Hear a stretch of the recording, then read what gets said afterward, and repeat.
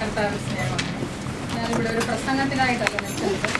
എനിക്ക് ഒരു വിഷയം കഴിഞ്ഞിടയിൽ യൂത്തിന് മംഗല മലങ്കര അടിസ്ഥാനത്തിൽ നമ്മുടെ യുവജനങ്ങൾക്ക് വേണ്ടിയിട്ട് അവരുടെ ഇടയിൽ ചർച്ച ചെയ്യപ്പെടാനായിട്ട് ഒരു വിഷയം കൊടുത്തതാണ്. അവർ ഒന്നാകുന്നു എന്നുള്ള ഒരു സബ്ജക്റ്റ്. അതിനെക്കുറിച്ച് ക്ലാസ് എടുക്കാനായിട്ട് അവരെന്നെ വിളിച്ചു. ഞാനത് ചെയ്തു കഴിഞ്ഞപ്പോൾ അച്ഛന്മാരത് ഭക്തമറിയ സമാജത്തിലൂടെ ഒന്ന് പ്രസൻറ്റ് ചെയ്യാൻ പറഞ്ഞതുകൊണ്ടാണ് നിൽക്കുന്നത്. ഈ ഒരു വിഷയത്തെക്കുറിച്ച് പ്രാഗൽഭ്യത്തോട് സംസാരിക്കാനൊന്നും എനിക്ക് അറിയത്തില്ല.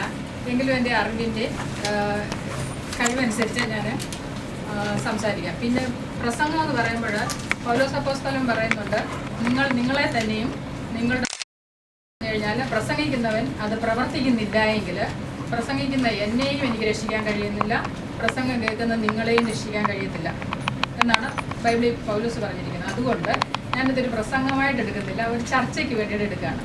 ഇപ്പം അവർ ഒന്നാകുന്നു എന്ന് ഞാൻ കേട്ടപ്പോൾ ആദ്യമായിട്ട് എൻ്റെ യുക്തിയിൽ ഞാൻ ചിന്തിച്ചത് ആരെക്കുറിച്ചാണ് പറഞ്ഞത്, എന്തിനാണ് പറയുന്നത്, എനിക്കൊരു അഡ്രസ്സും കിട്ടിയില്ല.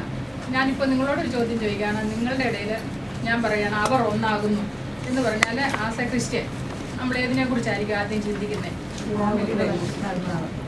കുറച്ച് പേര് ഫാമിലിയെക്കുറിച്ചെന്ന് പറഞ്ഞു, അതുപോലെ സ്ത്രീത്വത്തെക്കുറിച്ച്, പിതാവ് പുത്രൻ പരിശുദ്ധാത്മാവ്. വേറെ സമയമില്ലാത്തതുകൊണ്ട് ഞാൻ ക്വസ്റ്റ്യൻ നേടുന്നില്ല.